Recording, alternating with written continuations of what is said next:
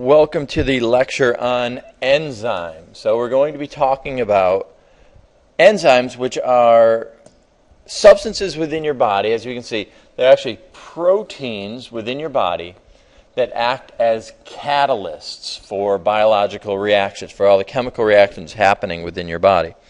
As we've said before, and maybe you've read, that you are a whole bunch of different chemical compounds, and living involves many, many complex chemical reactions. These reactions maybe would happen, some would or wouldn't happen spontaneously, but the fact is that the reactions would be very, very slow. Or, I gotta pull this down just a little bit. Okay, slow reactions, and they would be so slow that life couldn't actually survive. But by using a catalyst, something that speeds up a reaction, we can actually do two things. We can make it fast, and the other thing is we can actually lower the temperature at which it needs to happen. So either we'd have to live at such a high temperature that our cells couldn't actually exist, or they would have to be very patient, I guess you could say, to have these reactions happen. But either way, life wouldn't really exist without these catalysts. And so let's get a definition of what a catalyst is. So it's a chemical of some sort. It's a compound that speeds up a chemical reaction. And we just sort of said that that's necessary. Now here's the key. It does that by lowering the activation energy. We talked about that in a chemical reactions lecture. Okay? It doesn't matter if this is an endothermic reaction or an exothermic reaction. Sort of this was endothermic and this was exothermic. This takes in energy. This releases energy. So I'll just put an E there. Okay, so the key here is that this compound, this chemical compound, is actually going to lower the activation energy. So rather than, in this particular reaction, rather than having to get way up to here, a catalyst might make it so the reaction would happen more like this. It would come up, it only needs that amount of energy, and then it settles in to where we are. Lowering that activation energy is the key. It allows reactions to happen faster. And the same thing down here is that it would look something like this. Rather than having to get all the way up here, the reaction would occur more like that. And so this whole amount of energy there is the amount that the activation energy has been lowered by. The specific numbers aren't really important. What is important is that it doesn't require as much energy for these reactions to get going, and then they can happen. That's what's happening in your body all the time, thanks to these enzymes. Okay? The enzymes act to lower the activation energy, and that's something you should remember. Take a little closer look at it, and what we can say is that enzymes act upon substances called substrates. Okay? A substrate is whatever it is that the enzyme's acting on. So actually, I'll open this all up. I like to hide some of it so that we can go slow.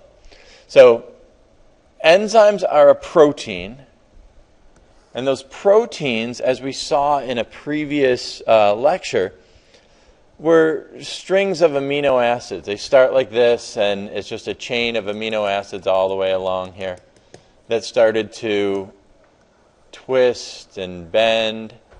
And then eventually, remember the tertiary form, you get this really globular shaped, unusual shaped protein. Now this may not have a very distinct shape to you, but chemically it does. It has a shape that is perfect for what reaction it is supposed to help, if this is an enzyme. Now let's take a look here and just see. I have a little diagram from your book here. So the production of carbonic acid from water and carbon dioxide. It's not so important what's happening here, but what you can see is that this green glob is our enzyme. enzyme. And right in here,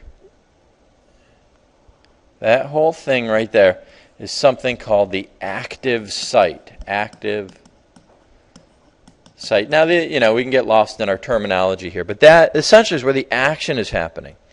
And what happens is the water molecule and the carbon dioxide molecule are going to fit into that active site, and they're the only things that can fit in there. When they are in there, you have what's called by the way, those would be, in this case, the substrates. So the substrates are the substances that are being acted upon by the enzyme.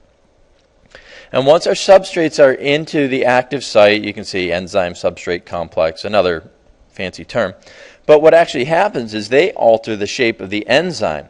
Probably they would cause a little bit of a push together here. That's a little hard to see. A push together here of that part, and bonds are broken, bonds are formed, and you end up with your compound there.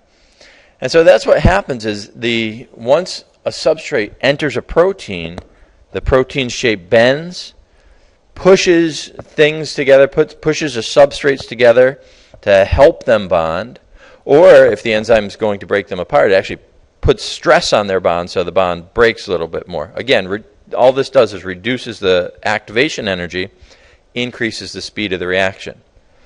Interestingly, once these things bond together, they no longer fit in the active site and they're released.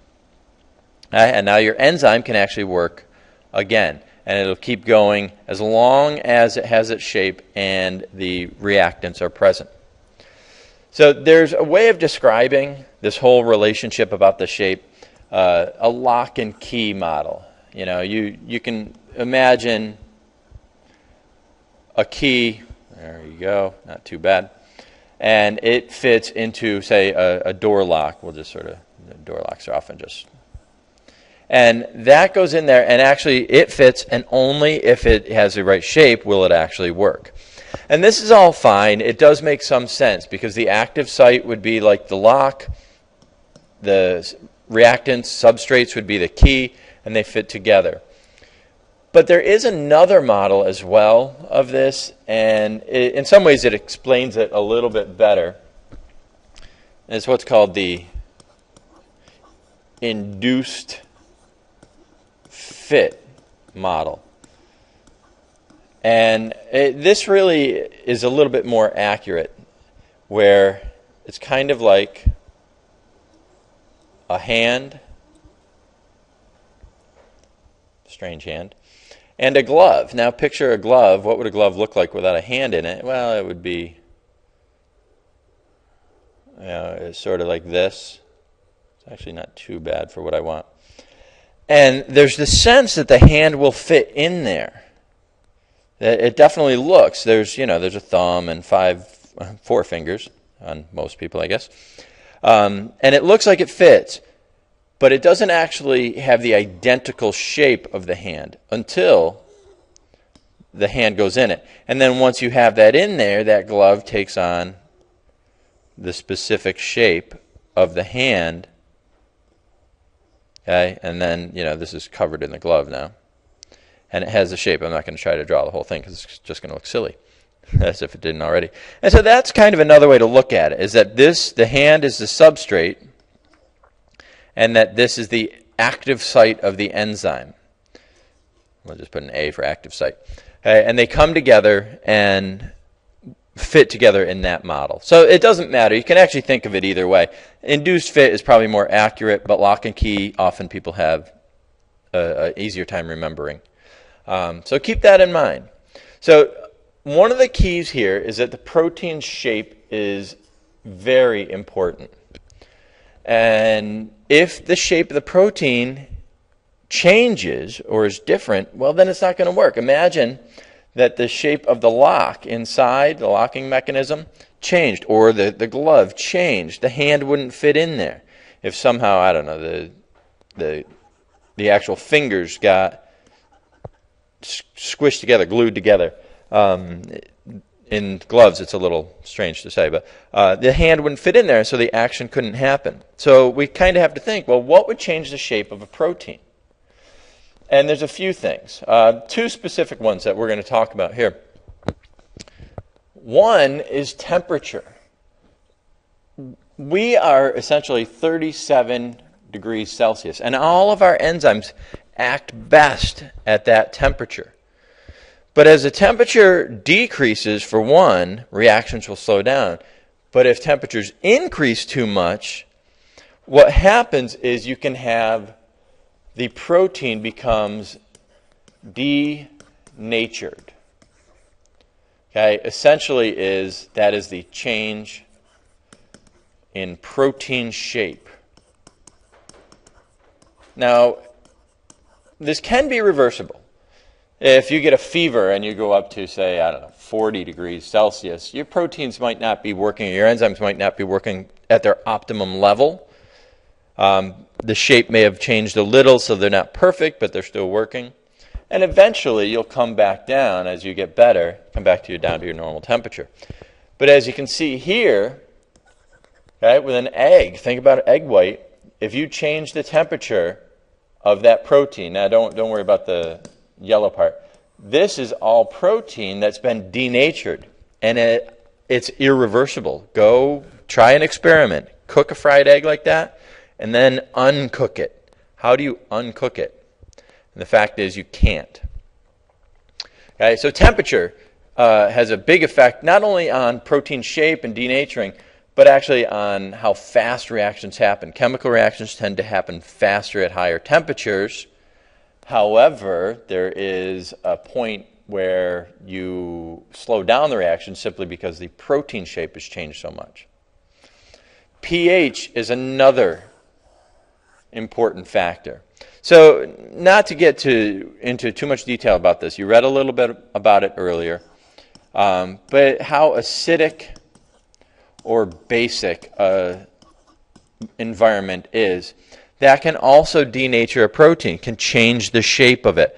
Remember, if the shape of the protein changes, then what it does is going to change. It's probably not going to do something different. It's just not going to do what it's supposed to do very well. Okay? The picture I put here is of something called ceviche. Again, it's kind of a cooking form. I'm apparently hungry, and my examples are about cooking. And what you do in ceviche is you take raw fish, and you soak it basically in citrus juice, which is acidic. And you leave it, and it doesn't so much cook. You can't really say it's cooking. Cooking has to do with temperature and heat. But it is denaturing the protein of the raw fish to the level where you can eat it. I personally don't love ceviche. It's okay, but I do love fried eggs. Yum. This is me, Happy John, eating a fried egg. Okay? So that's what's happening here. Again, think about why. Why is it denaturing? Well, changes in temperature, changes in pH. You have other regulatory compounds that help with this, and their presence or absence can affect things.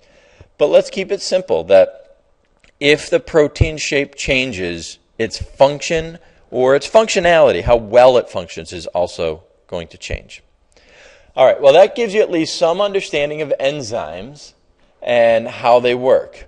Please check your notes, make sure you have a good record of this, and if you have questions, bring them to class. It's always great. We can spark some good conversation about enzyme action, and we'll be doing some labs on enzymes in the very near future, this coming week for many of you. All right, fantastic. Well, I will see you in class, and again, please bring your questions with you. All right, see you.